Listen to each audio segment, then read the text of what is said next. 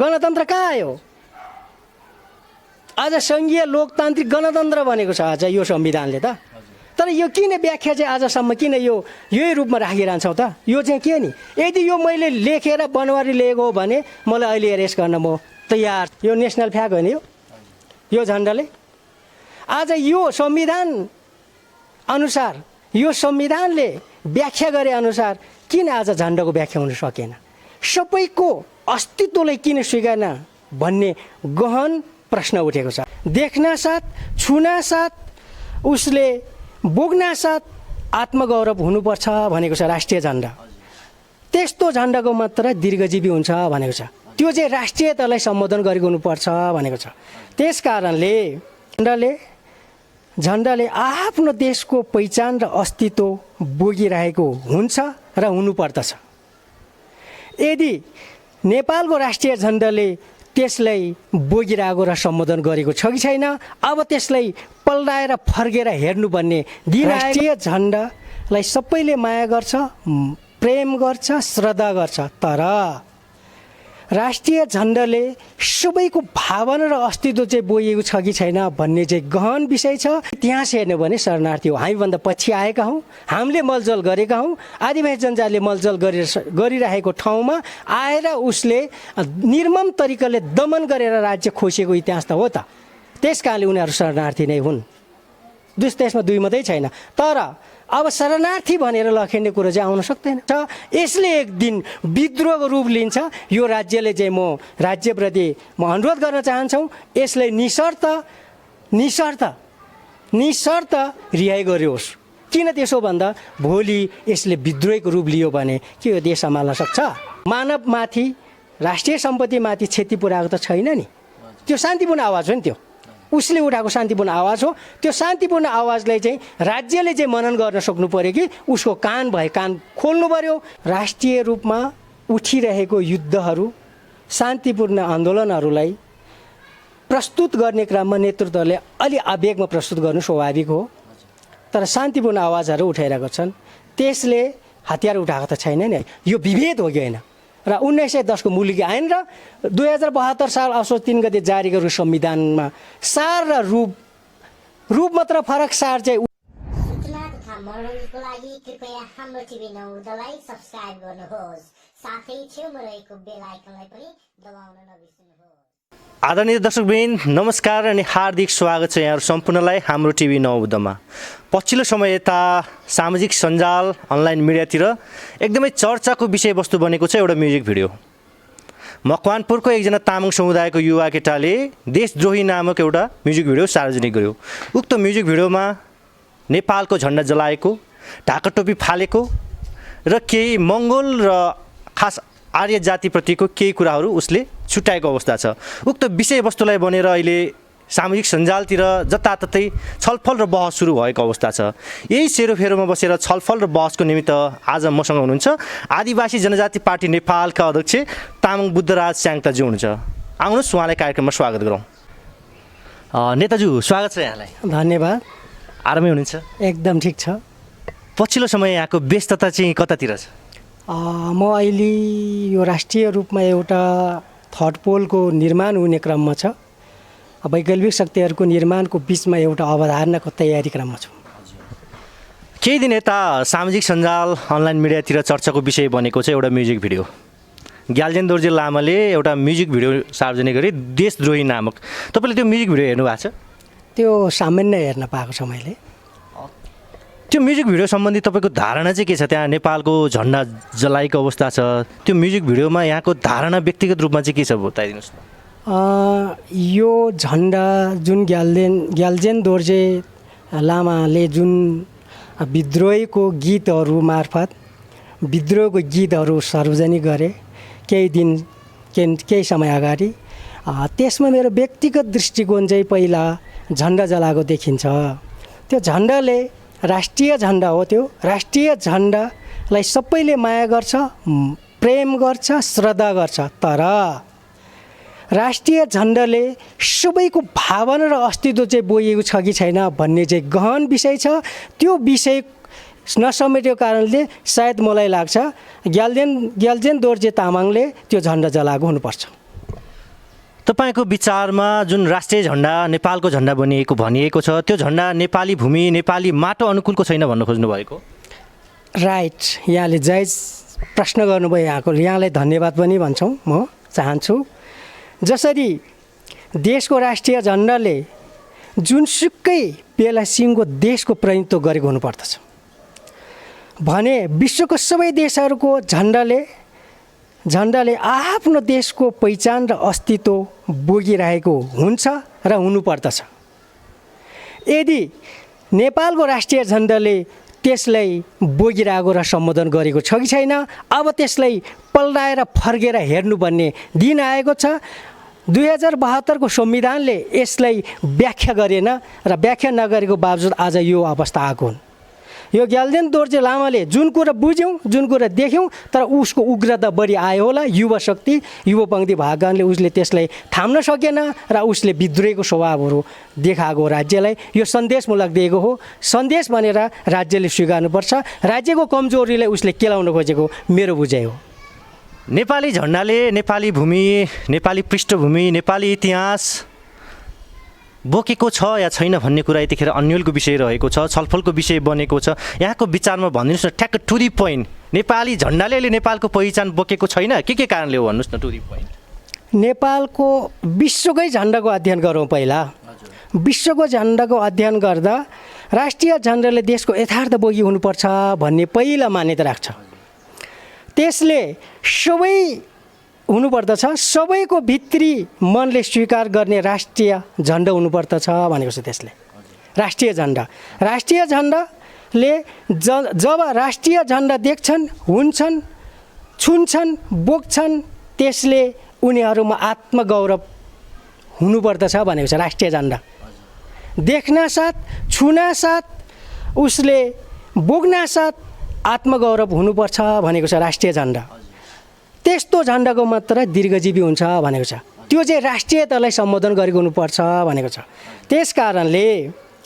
त्यसकारणले विश्वको लगभग 200वटा मुलुकहरूमा केही मुलुकले आफ्नो धार्मिक झन्डाहरू बनाएको छ। म त्यो पनि प्रस्तुत गर्न चाहन्छु।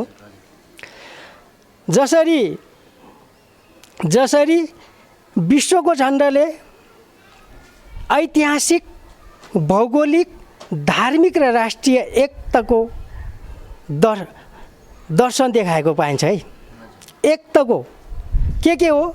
ऐतिहासिक, भौगोलिक, धार्मिक, राष्ट्रिय एकताको प्रतीक भनेको छ। यसकारणले इस्लाम धर्म अन्तर्गत साउदी अरबको झन्डा इस्लाम धर्ममा छन्। इराक र अफगानिस्तान दुईटै इस्लाम धर्मको झन्डाले इस्लाम धर्मको प्रतिनिधित्व गरिरहेको छ। धार्मिक झन्डा उनीहरूले बोकिरहेको छ उसले। त्यसै गरी इसाई धर्म सम्मत स्विजरल्यान्ड, वेल्स र स्कटल्यान्डले इसाईहरूको धार्मिक झन्डा बोकिरहेको छ। तर 200 मुलुकहरू मध्ये झन्डै 85% देशका झन्डाहरू चाहिँ भौगोलिक र ऐतिहासिकतालाई सम्बोधन गरेको र राष्ट्रिय अस्तित्व बोकेको झन्डाहरू छन्। जो भौगोलिक र ऐतिहासिक अर्थ बोकेको झन्डाहरू नै विश्वमा लोकप्रिय छन्। झन्डाको अर्थ यसरी लोकप्रिय हुन्छ। अब हामी अध्ययन गरौँ, हाम्रो नेपालको पहिचानतिर आउँ। जसरी हामीले अत्यन्तै माया गऱ्यौँ, श्रद्धा गऱ्यौँ,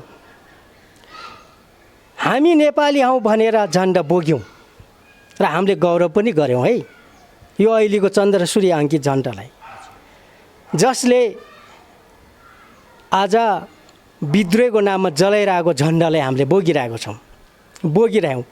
हामीले राष्ट्रप्रति, झन्डाप्रति दायित्व पुरा गर्दै आएका छौँ आजसम्म। तर नेपालको झन्डाको अर्थ यो नेपालको संविधान, यो संविधानमा म व्याख्या हुनुपर्छ कि पर्दैन नेपालको झन्डाको?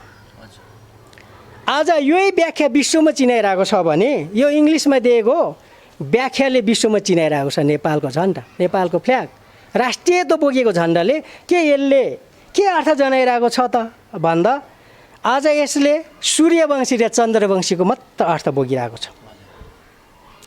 यदि चन्द्रवंशी र सूर्यवंशीको मात्र सम्बोधन गर्ने हो भने अरू आदिवासी जनजातिहरू जस्तै यो त के जनजाति त जनजाति महाजनजाति बनाइरहेको छैन यो फेरि पनि यो झन्डाले, यो नेसनल फ्ल्याग होइन यो झन्डाले। आज यो संविधान अनुसार यो संविधानले व्याख्या गरे अनुसार किन आज झन्डाको व्याख्या हुन सकेन, सबैको अस्तित्वलाई किन स्वीकार्न भन्ने गहन प्रश्न उठेको छ अहिले त्यही क्रियाकलापबाट। यो क्रियाकलाप जसले बुझ्यौँ, यो झन्डा जसले व्याख्या गर्न सक्यौँ, जसले बुझ्यौँ, त्यसैले विद्रोहको गीत मार्फत विद्रोहको अभियानहरू सुरु गरेको मेरो व्यक्तिगत बुझाइ हुन्। तपाईँको विचारमा राष्ट्रिय झन्डा, नेपालको झन्डा जहिले राष्ट्रिय झन्डा भनिरहेको अवस्था छ, यसलाई राष्ट्रिय झन्डा मान्न सक्नुहुन्न? अहिले यो व्याख्याले अनि गणतन्त्र कहाँ आयो? गणतन्त्र कहाँ आयो? आज सङ्घीय लोकतान्त्रिक गणतन्त्र भनेको छ आज यो संविधानले त। तर यो किन व्याख्या चाहिँ आजसम्म किन यही रूपमा राखिरहन्छौँ त? यो चाहिँ के नि, यदि यो मैले लेखेर बनवारी लिएको हो भने मलाई अहिले एरेस्ट गर्न म तयार छु, एरेस्ट दिन तयार छु यदि गलत हो भने। नत्र भने आज यो राज्यले यो विद्रोही गीतलाई विद्रोहीमा जान नदिन यो रोक्नलाई बिना शर्त ग्याल्जेन दोर्जे तामाङलाई रिहा गर्नुपर्दछ। भोलि योभन्दा खतरनाक विद्रोह भयो भने यो राष्ट्रलाई ठुलो घाटा र क्षति हुनेछ, यो आम नेपालीले क्षति हुनेछ, आम राष्ट्रलाई क्षति हुनेछ। त्यस कारणले यो समयमै यो राज्य सत्ताले सुनिदियोस् भन्ने मेरो अनुरोध पनि छ। तपाईँको विचारमा यो झन्डा परिवर्तनकै लागि फेरि पुनः यो देशमा विद्रोह होला, आन्दोलन चर्काचर्की होला जस्तो लाग्छ तपाईँले? यो 100% हुँदैछ। यो किन हुँदैछ भन्दा राष्ट्रिय परिभाषा आउनुपर्छ। राष्ट्रिय परिभाषा भएन, झन्डाले यथास्थितिमै राखिरह्यो। यो यथास्थितिमा राख्नु प्रमुख कारण र उद्देश्यहरू के हुन्? नेपालमा त विश्वकै उच्चतम शासन व्यवस्था लोकतन्त्र हो, गणतन्त्र हो, त्यतिमा आज सङ्घीयता सहितको गणतन्त्र भनेर आउँछ। यसले संविधानद्वारा यो संविधानद्वारा किन व्याख्या विश्लेषण गरेन भन्ने कुरा छ। यसले हेरौँ, म यहाँलाई अवगत गराउन चाहन्छु। अनुसूची 1 मा झन्डाको नेपालको संविधान दोस्रो संशोधन 72ले असोज 3 गते जारी गरेको संविधानले झन्डाको परिभाषा गरेन। अब अनुसूची 1 मा के भनेको छ भन्दा झन्डा बनाउने आकारहरू मात्र भनेको छ। यो आकार मात्र दिइरहेको छ। आकार कसरी बनाउने, चन्द्र कसरी बनाउने, सूर्य कसरी बनाउने अनि किनारा कसरी बनाउने भन्ने मात्र परिभाषा गर्यौँ। यो परिभाषाले पूर्णता पाएको छैन, राष्ट्रियताको सवालमा पूर्णता पाएको छैन। त्यसै कारणले युवाहरूले विद्रोह गरेको हुन सक्नुपर्दछ। तपाईँको हातमा नेपालको संविधान छ 2072। त्यो संविधान त अहिले यो झन्डा छैन, तसर्थ कुनै दिन यो जल्नु थियो, युवाहरूले आक्रोशमा आएर जलायो भन्ने सोच्यो? वास्तविक यही हो। यो ग्याल्जेन दोर्जे तामाङले जुन क्रियाकलापहरू म्युजिक भिडियोमा देखायो त्यसमा 100% तपाईँको समर्थन छ? यसमा अलिकता प्रक्रिया मात्र फरक हुन्। उसले ग्याल्जेन दोर्जे तामाङले जुन विद्रोही नै उसले नामै विद्रोह भनेको छ नि त, गीतै विद्रोह, देशद्रोही भनेको छ। तर देशद्रोही नभनेको देशको विद्रोही चाहिँ हुनुपर्थ्यो। विद्रोही हुँदैछ भन्ने सङ्केत दिएको भए चाहिँ अझ राम्रो हुन्थ्यो। तर उसले चाहिँ देशद्रोही नै भन्यो। किन देशद्रोही भन्यो भनेदेखि उसले जुन कुरा बुझ्यो, युवा पङ्क्तिले जुन अध्ययन गऱ्यौँ त्यसको आधारमा उसले त्यही देख्यौँ, त्यही व्यक्त गरेको र कहीँ कतै लुकी छिपी नगरेको, सार्वजनिक गरेर भिडियो मार्फत सार्वजनिक गरेको त्यो शान्तिपूर्ण देखिन्छ मैले त्यसलाई। र त्यसलाई यहाँले उठाउनु भएको कुरालाई सम्भवतः देशमा निकट भविष्यमा यही चालले अगाडि बढ्ने हो भने अर्को कुरा यसैमा जोड्न चाहन्छु। तपाईँको संविधानले प्रश्न गरेको छ, संविधानको धारा 2 मा सार्वभौम सत्ता र राजकीय सत्ताको परिभाषा गरेको छ। नेपालको सार्वभौम सत्ता र राजकीय सत्ता नेपाली जनतामा निहित रहेको छ भनेको छ। अर्को 2 फेरि 3मा राष्ट्रको परिभाषा गरेको छ। बहुजाति, बहुभाषिक, बहुधार्मिक, बहुसांस्कृतिक विशेषतायुक्त भौगोलिक विविधतामा रहेका समान आकांक्षा र नेपालको राष्ट्रिय स्वतन्त्रता, अखण्डता, राष्ट्रिय हित तथा समृद्धिप्रति आस्थावान रही एकताको सूत्रमा आबद्ध सबै नेपाली जनता समष्टिमा राष्ट्र हो भनेर राष्ट्रको परिभाषा गरेको छ यही संविधानले है, यही संविधानले। अब यदि यो परिभाषा राष्ट्रको परिभाषाको आधारमा 3को राष्ट्रको परिभाषाको आधारमा यदि झन्डाको पनि परिभाषा गरिदिएको भए आज यो अवस्था त आउने थिएन नि। यो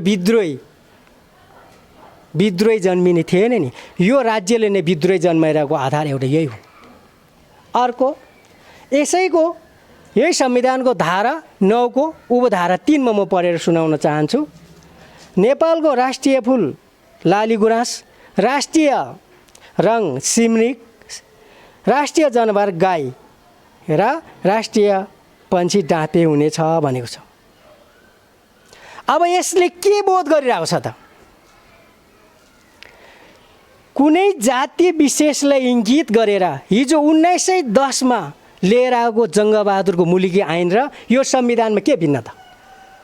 म तामाङ भएको नाताले ग्याल्जेन दोर्जेको पक्षमा यो कुरो भन्नुपर्दा र म तामाङ स्वयं भएको नाताले सिङ्गो तामाङ समुदायहरूलाई यसले के गरिरहेको छ त भन्दा यो विभेद हो कि होइन?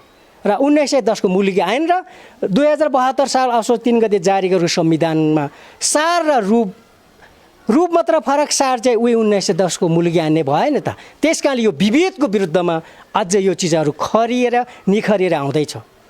यो राष्ट्रले बुझ्नुपर्छ, यो संविधानको संशोधन मार्फत तुरुन्तै यो चिजहरू हटाउनु पर्दछ। त्यस कारणले आज यो देशमा सुरुवात भएको मेरो बुझाइ मात्र हुने हो।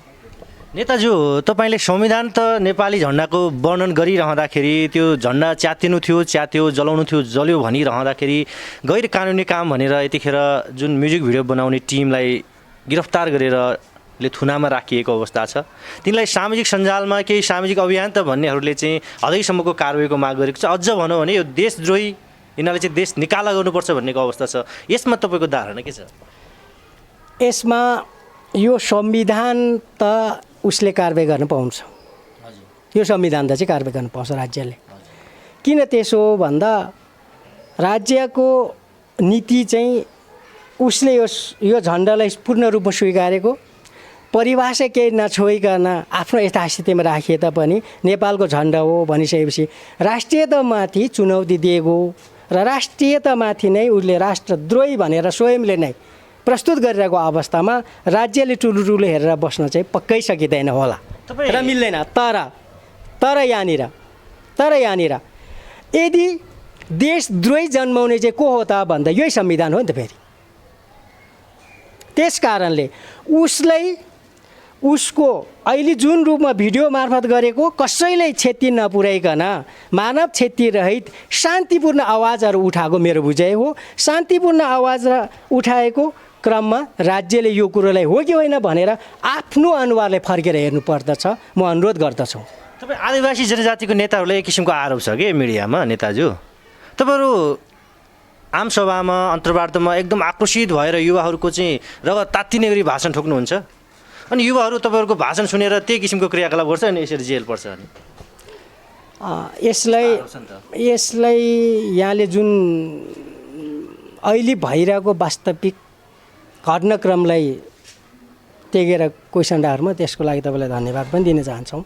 हो, राष्ट्रिय रूपमा उठिरहेको युद्धहरू, शान्तिपूर्ण आन्दोलनहरूलाई प्रस्तुत गर्ने क्रममा नेतृत्वले अलि आवेगमा प्रस्तुत गर्नु स्वाभाविक हो। तर शान्तिपूर्ण आवाजहरू उठाइरहेको छन्, त्यसले हतियार उठाएको त छैन नि अहिलेसम्म। आवाज उठाउनु त लोकतान्त्रिक विधि, चरित्र, दर्शन, सिद्धान्तमा त शान्तिपूर्ण हतियार रहित उठाउने अवस्था त छ त। यो संविधानले नै इङ्गित गरेको छ शान्तिपूर्ण विरोध गर्न पाउँदछ अहिले। त्यस कारणले अहिले जुन घटना घटिरहेको छ, राजनीतिक आदिवासी जनजाति, दलित, मधेसी, मुस्लिमहरूको मुक्तिको लागि अगाडि बढिरहेका राजनीतिक सङ्गठनहरूले, राजनीतिक नेतृत्वहरूले पक्कै पनि प्रस्तुत गर्ने क्रममा अलि प्रस्तुति चाहिँ खरो प्रस्तुत भएकै हो, त्यो कुरो स्वीकार्नुपर्छ। तर त्यो आवाजलाई आज सुनिरहेको छ त राज्यले? सुनेको छैन। शान्तिपूर्ण आवाज सुनिरहेको छैन। त्यो भाइले पनि, ग्याल्जेन दोर्जे भाइले पनि शान्तिपूर्ण आवाज उठाएको हो। त्यस कारणले यो संविधानले उसलाई छुट दिनुपर्दछ। शान्तिपूर्ण आवाज उठाउनु पाएको छ नि त। उसले कहीँ कतै घर जलाएको छैन, राष्ट्रको सम्पत्तिमाथि कुनै पनि मानवमाथि, राष्ट्रिय सम्पत्तिमाथि क्षति पुर्याएको त छैन नि। त्यो शान्तिपूर्ण आवाज हो नि। त्यो उसले उठाएको शान्तिपूर्ण आवाज हो। त्यो शान्तिपूर्ण आवाजलाई चाहिँ राज्यले चाहिँ मनन गर्न सक्नु पऱ्यो कि उसको कान भए कान खोल्नु पऱ्यो, आँखा भए संविधान पढ्नु पऱ्यो, कमजोर छ भने सुधार्नुपर्छ। ग्याल्जेन दोर्जे लामाले चाहिँ म्युजिक भिडियोमा नेपाली झन्डा मात्र जलाएनन्, जसको शिर उच्च रहेको ढाका टोपी छ त्यसलाई खुट्टाले लात्तले हानेको अवस्था छ। यो देश बिगार्ने, जनजातिलाई पछाडि पार्ने ती बाहुन छेत्री नै हो। तिनीहरू जहाँबाट आयो त्यहीँबाट त्यतै लखेट्नुपर्छ भनिरहेको अवस्था छ। यो भन्नुहुने कुरा हो त? यो नेपालमा त सबै जनता, सबै जाति, भाषा, धर्म, संस्कृतिहरू चाहिँ मिलेर बसिरहेको देश हो। यो हो, यसले त लखेट्नुपर्छ भनिरहेछ। यहाँले जुन गम्भीर विषय उठाउनु भयो, वास्तविक यहाँनिर आउनुपर्छ। जो अहिले 12% मात्र रहेका आर्य समुदायको हातमा नियत छ राजकीय सत्ता, त्यस कारणले यो विद्रोह भएको। यदि यसको इतिहास हेर्ने हो भने हामी आदिवासीको नाताले, हामी जनजातिहरूको नाताले, यो देशका मूलवासीका नाताले, यो देशका रैथाने जातिहरूको नाताले हेर्ने हो भने आर्यहरूको वंशगोत्र अध्ययन गर्ने हो भने उहाँहरू शरणार्थी नै हुन्। शरणार्थी हुन्। नेपालको स्थितिमा शरणार्थी हुन्। जब लिच्छवीहरू सँगसँगै 12औं शताब्दीदेखि यता मगध राज्यमा मुसलमानहरूले एट्याक गरेपछि लिच्छवीहरू नेपाल प्रवेश गरे। त्यो क्रममै मल्लहरू प्रवेश गरे। त्यस पछाडि मात्र किराँत राज्यहरूको राज्य थियो। किराँत राज्यमाथि 150 वर्ष पछाडि लिच्छवीहरूले एट्याक गरे। त्यो एट्याक गरिसकेपछि मात्र लिच्छवीहरूले राज्य सञ्चालन गरे। तर राज्य सञ्चालन गर्ने क्रममा पनि शङ्करदेव 12औं पुस्ता सिद्धिसकेपछि जयदेव प्रथम राजा हुन् लिच्छवीहरूको।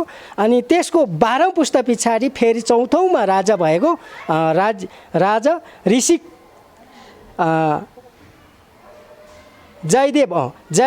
ऋषिकदेवलाई चाहिँ, ऋषिकदेवको छोरा शङ्करदेवलाई चाहिँ राजकुमार घोषणा गरी हिन्दूमा दीक्षित गरी राजकुमार घोषणा गरेर त्यही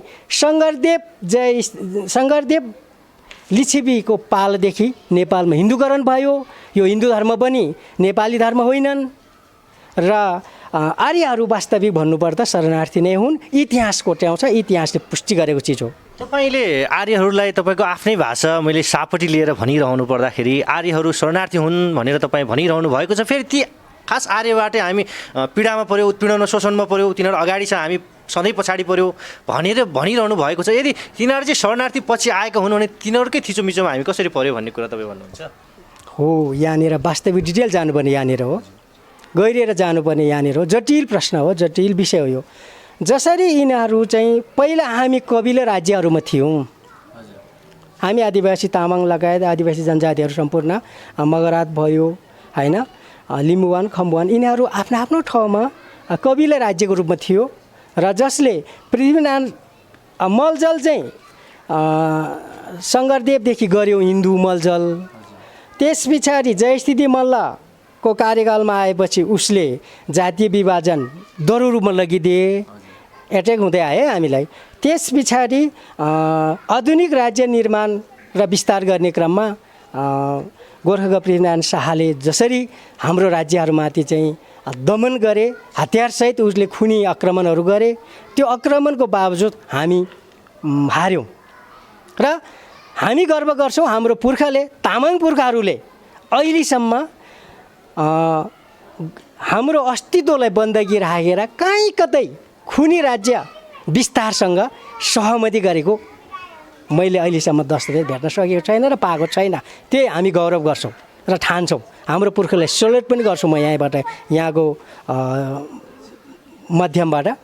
र त्यस कारणले हामी आदिवासीहरूको राज्य उनीहरूले एट्याक गरेर लिइसकेपछि हामीले चाहिँ विस्थापित गर्दै लगिदियौँ। त्यो विस्थापित गरेको अवस्थाको लगभग 240 वर्ष लामो इतिहाससम्म हामीलाई त्यो एउटै नस्लबाट चाहिँ दमन गर्यो, राजनीतिक रूपमा दमन गर्यो, सांस्कृतिक रूपमा दमन गर्यो, भाषिक रूपमा सांस्कृतिक सम्पूर्ण आदिवासी जनजातिहरूको अस्तित्व पहिचानमाथि चाहिँ समाप्त गर्दै लगिरहेको कारणले आज हामी यो अवस्थामा रहेको हो।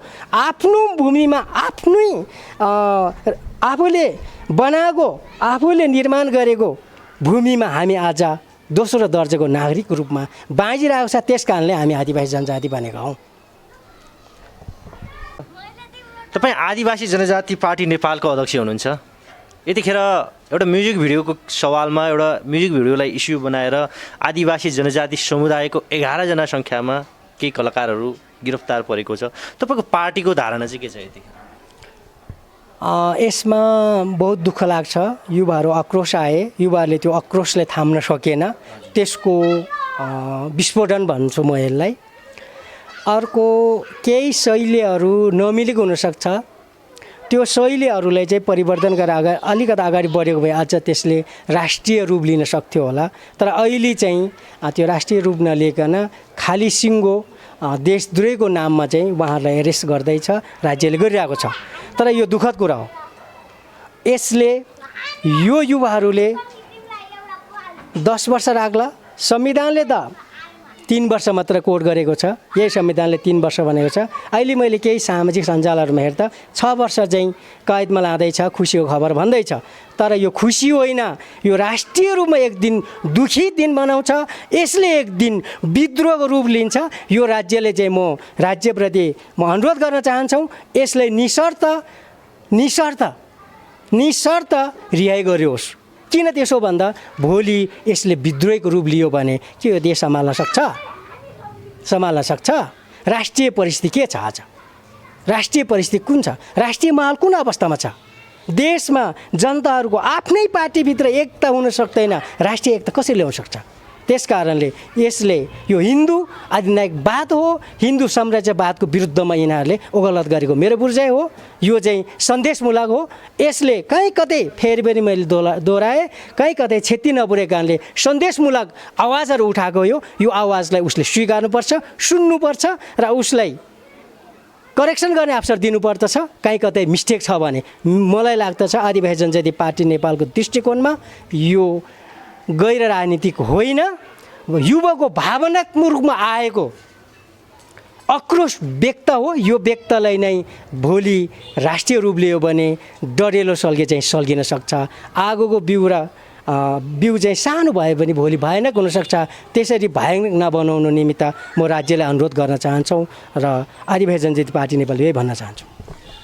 तपाईँले विद्रोहको कुरा गरिरहँदाखेरि नेपालमा योभन्दा अगाडि पनि ठुलो विद्रोह भयो। 10 वर्ष जनयुद्ध चल्यो, हतियार उठायो, झन्डा परिवर्तन लगाए। तपाईँले भनिरहनु भएको जति परिवर्तन हुनुपर्ने त्यो नभएको परिवर्तनहरू पुनः फेरि विद्रोह गर्दैमा त्यो परिवर्तन होला जस्तो लाग्छ। तपाईँले विद्रोहबाटै सबै कुरा समाधानको उपाय होला नेताजी हो? सही हो यहाँले उठाउनु भएको। विद्रोहको लाइन दुईवटा हुन्छ। पहिला वैचारिक विद्रोह उत्पन्न हुन्छ। यो भाइहरूले वैचारिक विद्रोह सुरु गरेको मेरो बुझाइ हो। नत्र भने उसले कहाँ स्कुल चलाउँथ्यो होला, कहाँ उशृङ्खल वातावरण त सिर्जना गरेको छैन नि। त्यसले शान्तिपूर्ण आवाजहरू उठाएको हो। तर के हो भन्दा झन्डालाई चाहिँ उहिले हामीले स्वीकार्न सकेन, हाम्रो अपनत्व गर्न सकेन, झन्डाले अपनत्व हाम्रो बोकेन। मैले गर्व गर्ने ठाउँ रहेन भनेर जुन झन्डा जलाएर देखायो, त्यो जलाएर देखाउनु भनेको हिजो मधेसमा पनि जलेको थियो नि, मधेसमा पनि जलिरहेको थियो। त अहिले पहाडी बेलमा जनजातिको समुदायले अहिले जलाउन थालिरहेको मैले भेटेँ। यही केही दिन मात्र भयो र यसलाई राज्यले निगरानी गर्नुपर्छ, पक्कै हुन्। तर जनताको आवाज के हो भन्ने बुझ्नु पनि पर्दछ क्या त्यहाँ। तर यसको स्वभाव दुईवटा हुन्छ, एउटा सशस्त्र विद्रोह, अर्को शान्तिपूर्ण रूपमा पनि मानसिक रूपमा तयारी गरेको विद्रोहहरू हुनसक्छ। यो चाहिँ मानसिक रूपमा तयारी गरेको विद्रोह मेरो बुझाइ हो। त्यस कारणले विद्रोहको पाटोमा सशस्त्र विद्रोहमा जान दिनु हुँदैन। हामी त्यसै त बौद्ध मार्गी भन्छौँ। हामी बौद्ध मार्गीले हत्या हिंसा चाहँदैन। एउटा पशु पन्छीको पनि बलि नहोस् भन्ने हामी चाहना गर्छौँ भने अब यो हतियारसहितको विद्रोहमा त्यति हामी सहमति छैनौँ। तर वैचारिक विद्रोह हुँदाहुँदै भोलि त्यो क्रम पनि नहुन सक्ला भन्न त सकिँदैन नि। अन्याय र अत्याचार दमनको विरुद्धमा त अन्तमा त विद्रोह नै हो नि, विद्रोह नै हो नि। त्यस कारणले यो विद्रोह चाहिँ रूप फरक हुनसक्छ, एउटै रूपबाट मात्र चाहिँ सम्भव छैन भन्ने सङ्केत पनि हुनसक्छ है यो विद्रोही क्यासेट चाहिँ। यतिखेर सामाजिक सञ्जालमा दोहोरी नै चलिरहेको छ एक किसिमले। मैले अघि नै व्यक्त गरेँ, ग्याल्जेन दोर्जे तामाङले क्षेत्री बाहुन चाहिँ शरणार्थी हो, तिम्रो जहाँबाट आयो त्यतै जाऊ भन्यो।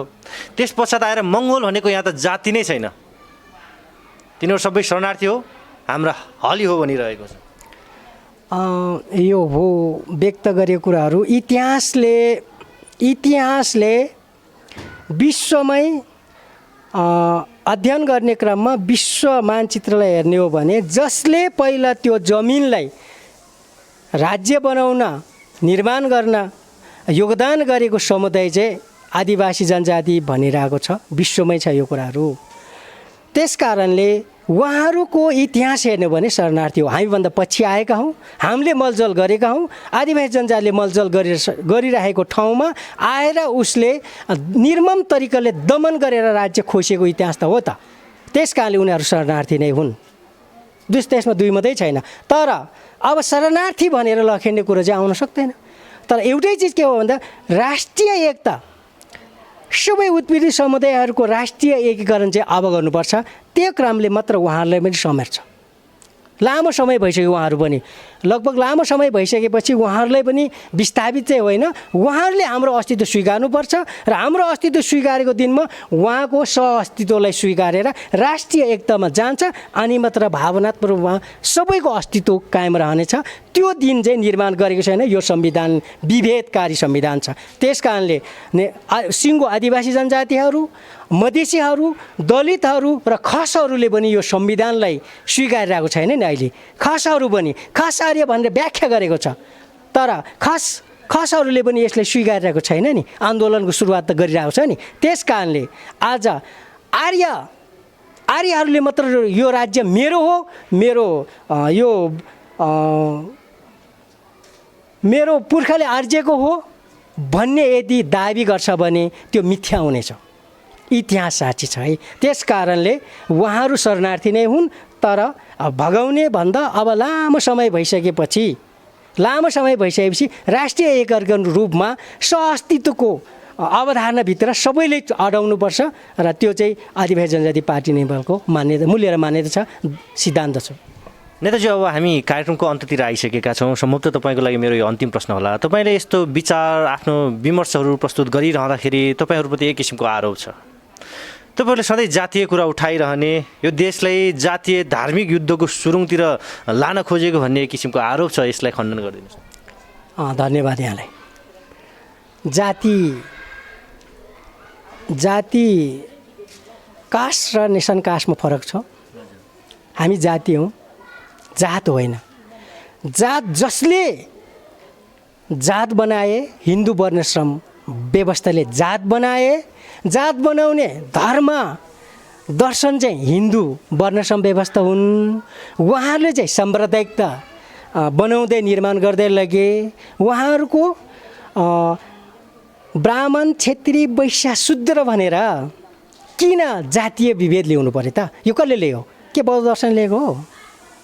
के हामी आदिवासी जनजातिले ल्याएको हो? कि किराँतको मुन्दुमले ल्यायो? यो त होइन नि। त्यस कारणले जसले साम्प्रदायिकता निर्माण गर्यो उसले आफ्नोलाई ढाकछोप गर्नको निमित्त अरूलाई चाहिँ साम्प्रदायिकताको आरोप लगाएर आफू बाँच्नको निमित्त गरिरहेको क्रियाकलाप हो। हिन्दूले निर्माण गरेको साम्प्रदायिकता नै हुन्। त्यो चाहिँ ब्राह्मण, क्षेत्री, वैश्य, शूद्र भनेर जातीय विभेद निर्माण गर्ने उहाँहरू स्वयं हुन्। यसलाई ढाकछोप गर्न मात्र हामीले आरोप लगाइरहेको हुन्। तथ्य होइन, यो मिथ्या हुन्। हस् त यहाँले अमूल्य समय दिनुभयो यहाँको समय र संवादको लागि धेरै धेरै धन्यवाद। यहाँलाई पनि नमोबुद्ध टिभीलाई म पनि धन्यवाद दिन चाहन्छु। यहाँले आज सायद पहिलोचोटि होला यहाँको टिभीमा मैले आज बोल्ने अवसर दिनुभयो, केही सम्प्रेषणहरू गर्ने अवसर दिनुभयो। यहाँहरूको यहाँ लगायत सम्पूर्ण समुदायलाई यहाँहरूको नमोबुद्ध टिभी परिवारलाई धन्यवाद दिँदै लसो फ्याबुलजी। सूचना तथा मनोरञ्जनको लागि कृपया हाम्रो टिभी 9 उदयलाई सब्स्क्राइब गर्नुहोस्, साथै छेउमा रहेको बेल आइकनलाई पनि दबाउन नबिर्सनुहोस्।